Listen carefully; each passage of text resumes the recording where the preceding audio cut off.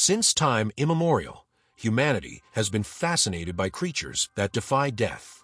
Among them, none is as iconic as Count Dracula. Created by Bram Stoker in 1897, Dracula transcended literary horror, becoming the ultimate vampire, shaped by myths and legends. In this video, we will explore this legend.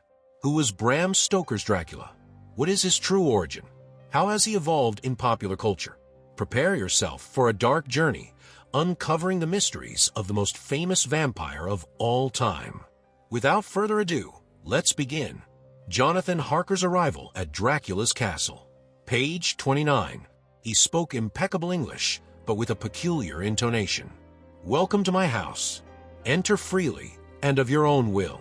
He remained motionless, as if his welcoming gesture had petrified him. However, as soon as I crossed the threshold, he suddenly stepped forward, gripping my hand with a force that made me recoil. His skin was as cold as marble, more like the hand of a corpse than that of a living man.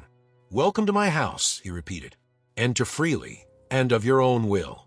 Leave here safe and sound, and leave behind a little of the happiness you bring. Asterisk. This excerpt from the second chapter of the novel marks Jonathan Harker's arrival at Count Dracula's castle. At first, the host appears courteous and polite, but soon the first signs of something sinister emerge.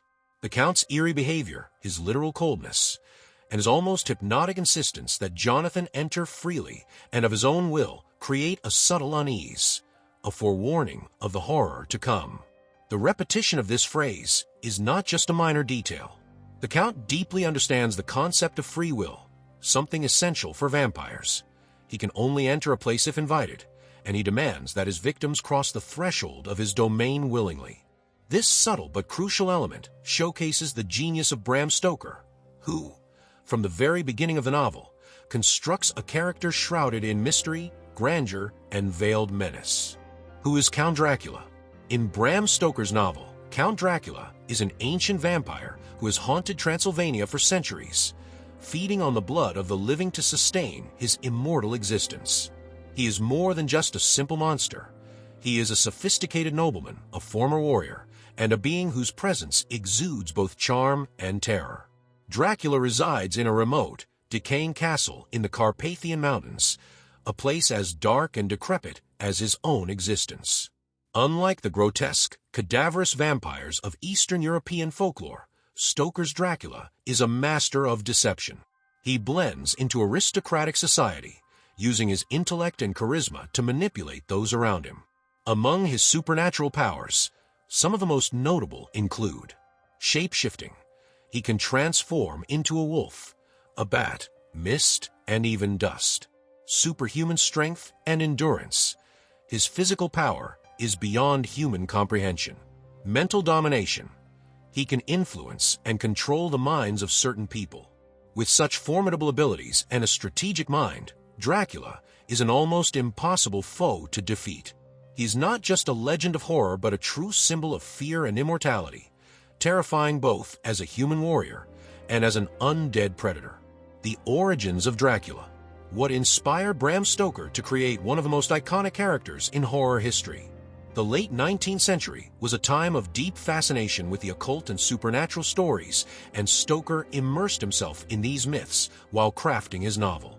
But he didn't want to create just another generic vampire. He wanted a unique and unforgettable figure.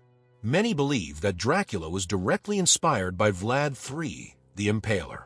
And while there is a connection, it's not as direct as people think.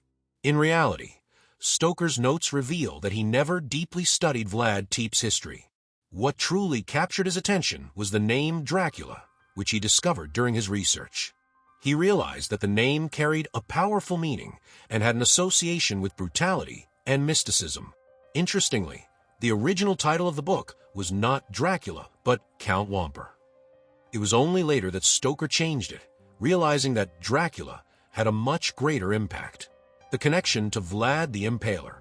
If Bram Stoker never deeply researched Vlad III, then why do so many people associate Dracula from the novel with the ruler of Wallachia? The answer lies in the very meaning of the name Dracula. Vlad III, known as Vlad the Impaler, ruled over the region that is now Romania during the 15th century. He was infamous for his extreme brutality and his most terrifying method of execution, impalement.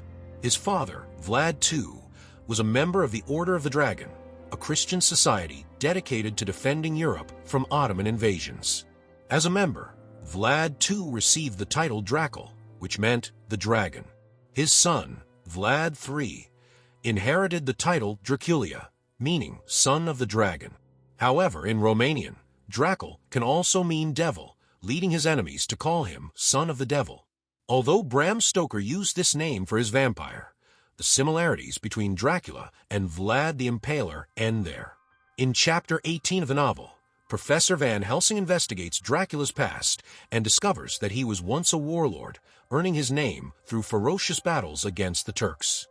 He hints that Dracula's lineage was tied to dark magic and demonic pacts, but the book never delves further into these connections.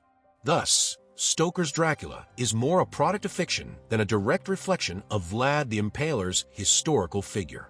The evolution of Dracula in popular culture. Although Dracula is one of horror's most enduring icons today, Bram Stoker's novel was not an instant success. It received praise, but did not become a phenomenon overnight. It was cinema that cemented Dracula's fame. The first major impact came with Nosferatu, 1922, an unauthorized adaptation of Stoker's story. The film changed names to avoid copyright issues, but Stoker's widow, Florence Stoker, sued the producers and had many copies destroyed. Luckily, some survived, making Nosferatu a cult classic of expressionist cinema. The definitive Dracula appeared in 1931, with Bela Lugosi immortalizing the character on screen. His hypnotic gaze, iconic cape, and heavy accent defined Dracula for generations. Later, Christopher Lee's version in Hammer Films portrayed a more violent and fearsome vampire. And of course, countless adaptations followed, from faithful retellings to radical reimaginings. One of the most controversial films was Bram Stoker's Dracula, 1992, directed by Francis Ford Coppola. Despite the title, the film took many liberties, adding a romantic subplot between Dracula and Mina, something not present in the novel. From Nosferatu to Coppola's vision, from animated series to video games, Dracula continues to evolve and reappear, proving that the legacy of immortal vampire is far from fading away.